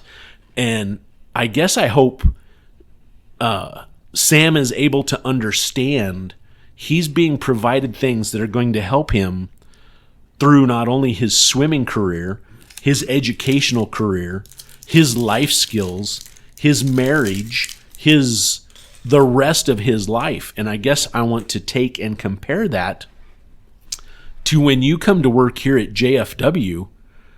Take advantage of the tools we're giving you, right? And I don't mean the tool bag that we hand you for your truck, because we have lots of people rape and pillage those things. I mean, usually when someone leaves, it's a half-torn bag with some paperwork in it or something. There's Some never bungee any cord tools trash. left, right? But what I mean is, you hire on, and day one you're going through orientation with JR. He gives you the bulk of the tools of what you're going to use. Then you spend the next 2 days working with Kendrick, learning how to use them, right? We're spending the time and making sure if you've got a CDL and you're not sure how to back in somewhere, Kendrick's teaching that to you. He goes over how to use those gauges. We've ran into so many people that don't use our weight gauges. And now officially, since all the Freightliners are gone or out of service, we officially don't own one truck that doesn't have digital gauges in it, I believe, with the exception of TNT And the old 10. and 0023, Yep. which they're basically both spare trucks. And we should probably just switch the ones in 0023. Yeah. We should just do it. Yeah. So I guess I want to be sure, that everyone is taking those tools, and that safety bonus is a tool. Utilize it. Think of that safety bonus every time you pull on the scale. We didn't count how many scales we hit this year with the trucks, but it was more than it should have been. Think of that safety bonus and go, you know what? I'm going to do what I was taught when I pull on this scale. I'm going to pull up and stop. I'm going to put it in manual. I'm going to put it in first gear, and I'm going to idle on. I'm not going to be talking on the CB because we all know what happens. You know, I'm going to kind of make everyone visualize when you're sitting in that truck. If you can visualize me sitting at the seat of the truck, when I reach up with my right hand to grab that microphone, my left hand is on the bottom side of the steering wheel and it instantly goes down. So it pulls that steering wheel to the left side, and we almost inevitably always hit the driver's side of the truck on the scale. That's because you were doing what you shouldn't have been doing. You weren't taught that. So take advantage of those skills we're providing you. We do this because it makes you better. You're going to earn more money here. You're going to be more successful. It's not going to cost you anything. Because I tell you what, when you hit that scale and we have to come up because it hit the fuel tank or tore the step off or you spent 30 minutes there waiting for someone to show up or whatever the case may be, if you just had stopped and done the things the way we taught you, you'd be so much further ahead. We teach you to look out that back window when you dump. Look out that back window. Be sure material's coming out once you raise that trailer 2 stages in the air. Look at your tires on the ground and be sure one side isn't bulging out of control. Be sure your light works on your self-inflation unit. You know, do all of these things we've taught you to do. Take 5 minutes and go over that pre-trip, post-trip. Bump your tires. We are giving you all the skills to be successful. And I guess, you know, this is where I hope my son takes what he's being provided and handed to him, and he utilizes every single aspect of what he's being given, because he truly is blessed. Just like we're blessed to have people here that we hope are taking advantage of what we're teaching them. But it's truly up to them. Only the successful people take advantage of that. And I know take advantage sounds bad, but this is in a good light. Take advantage of what we're giving you. Flourish, prosper, do good, teach someone else what you've learned. You know, we talk about together. No one is hiding a secret here of how to be successful. We're doing nothing but fostering greatness. You know, it's everything about it. I guess we're so blessed, and we have, this is week 1 of the next 52 podcasts that we have for everyone to take advantage of what you're being given. You know, if you're not listening to the podcast, you're not taking advantage. If you're not safe pulling on the scale and you hit it, you're not listening to the podcast and you're not taking advantage. If you go to the port right after loading and you're over axle, you're not taking advantage of what we're giving you. We have our own facility with our own truck scale. You can go over and train and learn how to calibrate your gauges. And, you know, we talk about that calibration thing all the time, right? You guys, once they're calibrated, unless you switch trailers, for the most part, they're stinking calibrated. They just don't mysteriously get off.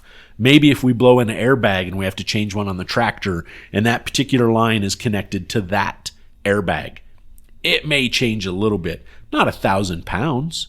You know, if your gauge on your truck is 1,000 pounds different than what the scale reads, they've never been calibrated. You've never done it. And as much as we talk about it till I'm blue in the face, and I will continue to, I won't give up. I won't give up on anyone here, because if we get the one person that does this and the one person that takes advantage, that person is going to be way more successful. So that's it. That's week 1, 2024. I love it. Yeah, so much there, David, just when you just said about checking your tires and your trailers and doing all this. How about your nice? We've provided you someplace, right? If you've got a small cold, you're not feeling good, to check in someplace. There's something else. And save you money. To save you money. To help you flourish. Yep, to help you flourish. Right? To help you take advantage of something we're providing. Yep. You just mentioned it, Dave. We're here fostering greatness, and I think that's when we don't meet those expectations, or we have people that don't meet those expectations. That's the reason they bother us so much, because of the fostering we've been doing, and people aren't taking advantage of it. I wrote down, I looked it up for my final thoughts here, Dave, and you touched upon it so much with Sam and what we do here. What is a good working community? In a healthy work community, colleagues appreciate each other and the work done by others. Problems are solved by listening to and respecting all parties. It is important to make sure that work is not too hectic or strenuous. A healthy work community involves working in a healthy and safe conditions. Have we not tried to do that Oh boy. year after year after year? The safeness, the conditions, the hecticness of it, the strenuous work of it, respecting all parties, solving problems, enjoying the work done by others, and appreciate our colleagues. That's everything that's in our what is that called there? Creed. Our creed. Thank you. Holy smokes. What's done in our creed and everything. And I think we, I love those words, Dave. We're trying to foster greatness here.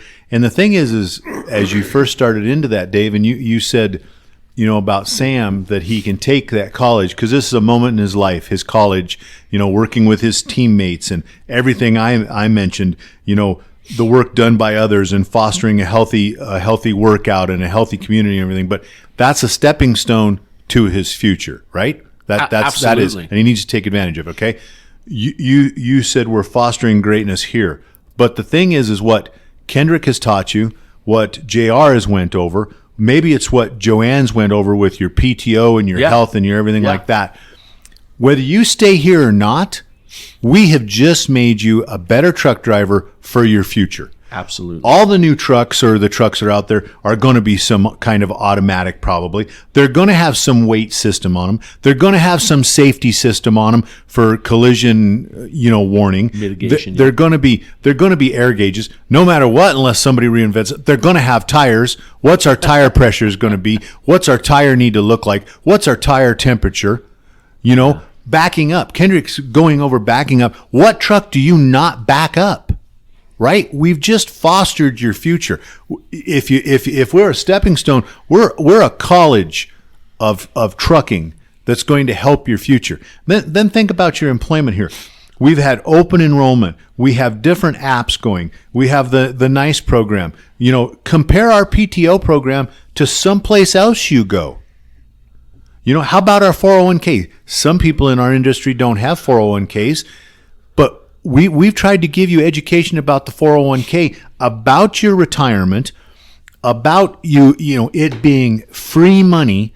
So no matter where you go, you should be looking, hey, I had that at JFW, or they told me on the podcast, that's free money. Should I be taking advantage of that at my new job? Right.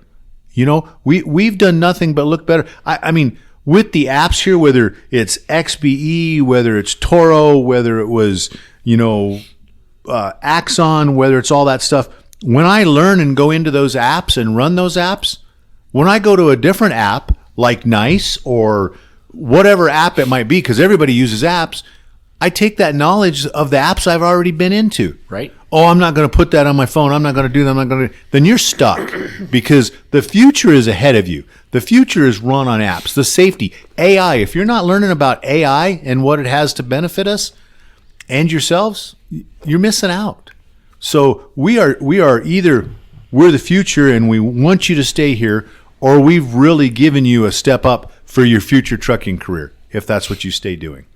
That you need to take advantage of. You need to take advantage of it. Right? And like this, you said, this is almost like a class, and you're being graded. Yep. And we have those that are A+, we have those that are A's, B's, C's, and, I wouldn't really say we have anything below that, because we can't have that. But the thing is we have so many opportunities to take that C student and make him an A student. Right. All you got to do is ask. Apply yourself. Apply yourself. You have to apply yourself. You got to want it for yourself more than we want it for you. Yes. Yep. We've given you all the tools you need to take advantage of. Absolutely. And when you struggle with those tools, we're here. Yes. Yeah, we want to help you. Yeah. Guess what? The more successful you are, the more successful we are. I mean, we wouldn't have created Kendrick going through and taking created Kendrick's program of 2 days of going over the truck. Right. Yeah. What's the point of that? Right. To make us and you better. Yes. Yep. Yeah. Like he loves, every time we have a meeting, he loves to bring up the tire chain thing. Do you know how to chain? Yep. Okay, what's the first step? I lay him down and I pull on him. Wrong. You don't know how to chain up. mean, I don't know how many times he's told that story. What did I do wrong? Funny. Yeah. Soup, you got any final thoughts?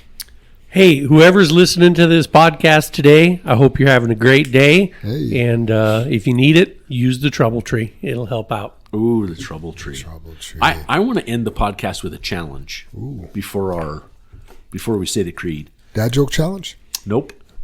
Push-up challenge. A challenge to get your coworker to listen to the podcast. Well, I challenge you, Brother Dave.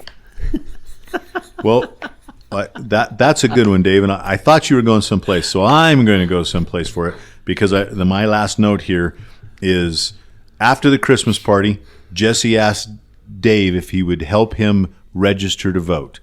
And it literally was under 5 minutes or 5 minutes. 1 minute. You know, Jesse was like, boom, boom, boom. Dave said, like, see? How easy is that, Jesse? And he's like, and Jesse's like, well, my family haven't voted, or this, maybe my mom or my grandma, whatever he mentioned. Dave's like, gotta get him to vote, you know? And so the challenge for 2024, because what year is this? Election year. Election year. It's election year. Which is odd to say because every year is election year. Right. Presidential. Presidential election year. Yep. Yes. Thank you guys. Presidential election year. You gotta vote. You gotta vote for this year. And if you don't know how, we have a year here to do that. But like Dave said, encourage your friend to listen to the podcast, or even if they don't work here, hopefully they gather something from the podcast. Yeah. But I encourage you to get your friends and family to vote. Yes. Why is it important to register? Or yeah. So you can vote. Yeah. You almost were going to stump me because I'm like, why is it important to register? Or do I get points? I didn't ask the right question, and I don't know how to ask it. Okay, here's the deal. If you're registered to vote, the ballot just comes in your mail. I get what you're going for. You don't have to do anything. No, you don't have to do anything. Right? It's like one day you open the mail, and it's like, there's a ballot. I need to do something with And this. then all you need to do is bring it in to Brother Dave. He'll fill it out for you. You just fill in little. Don't go there. You just fill in little circles and put it back in the mail, or you can drop it off at a ballot box. Yep. You know what I mean? Oh, yeah. I do encourage you to drop it off at a ballot box, Yes. but I'm not going into any of that because there's plenty of rabbit holes in the world, and I don't have time to go down them. Yeah, the point Some are just bullshit rabbit holes. Whole nother Oprah. Yep. Yeah. Point is, fill it out and put it someplace that can be counted. Yes, absolutely. Yeah. If you want to bring it here, and I'll drop it at the ballot box for you. Yeah, I don't even know if that's legal, but anyway. Hey, it's signed. I'm just You're offering you to just make it drop it off. easy for somebody. Yeah. I mean, because it's like 3 minutes away over here in Commerce City, the box. So one of them is. Guess what? If you run Central Plant, you can drop it at a ballot box. Yep. You're Not across the at street. the central plant. Just to be Not in their ticket mailbox. Thank you, Jam. Good point. Across the street at the Adams County location, there's a ballot box. I got my ballot stamped. I put it in XBE. Yep. Funny. Soup, you got anything else? No, sir. All right. Well, everybody done? Yeah. Good Yeah, podcast, Jim, guys. Don't for the- forget to like and subscribe to the Channel 23. I'm sorry, Jim. Go ahead. No. Sorry, I didn't mean to interrupt you. I just great first podcast of the year. Yeah. That's Yeah, all. That's all I was think going to so. say. Yep. They're going to be bangers this year. Don't forget to like and subscribe to the Channel 23 podcast. Hit that follow button. Also, don't forget to go back and listen to episode 72 to help find Amber's mom. Links to her story will be in the notes of today's podcast. Very cool. Say the creed and get on out. Let's do it. Together we face and overcome all that stands before us. Together we are accident free. Together we joyfully create honest value for those we serve. Together we celebrate our differences and respect those with whom we work. Together we are accountable for our words and our actions. Together we are the JFW family. All right. Thanks, everybody. Happy New Year again. Week 1 done. I see those big, bright, shiny red trucks just a trucking down the road. Those big, bright, shiny red trucks just a looking for another load. Well, it's a family tradition, any Rocky Mountain Day. Our fathers before us showed us the way. We work for asphalt all cowboys and concrete kings, but that's never been a problem, cause we got diesel in our veins. We've got diesel in our veins. I see those big, bright, shiny red trucks just a trucking down the road. Those big, bright, shiny red trucks just looking for another load. I hear there's a couple million tons to move. I see them everywhere. So you best get out their way and watch that sand and gravel disappear. There's another run to make. We gotta get it there on time. And we got what it takes to lay it all out on the line. We'll lay it all out on the line. I see those big, bright, shiny red trucks just a trucking down the road. Those big, bright, shiny red trucks just looking for another load. Those big, bright, shiny red trucks got the best drivers in town. They got all the tools they need to keep that hammer down. When they hit them scales, they won't need to dodge them, won't need to duck them. They just keep that hammer down, and they keep that diesel trucking. Keep that hammer down, and keep that diesel trucking. I see those big, bright, shiny red trucks just a trucking down the road. Those big, bright, shiny red trucks just a looking for another load. They just keep them doors closed, keep them butts in their seats, cause those customers are calling, and those red trucks can't be beat. They've gotta put the hammer down and pick up another load.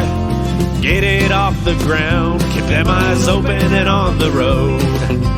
Keep them eyes open on the road. I see those big, bright, shiny red trucks just a trucking down the road. Those big, bright, shiny red trucks just looking for another load. Breaker 23, anybody got a copy on that Channel 23 podcast? Welcome, and thanks for listening.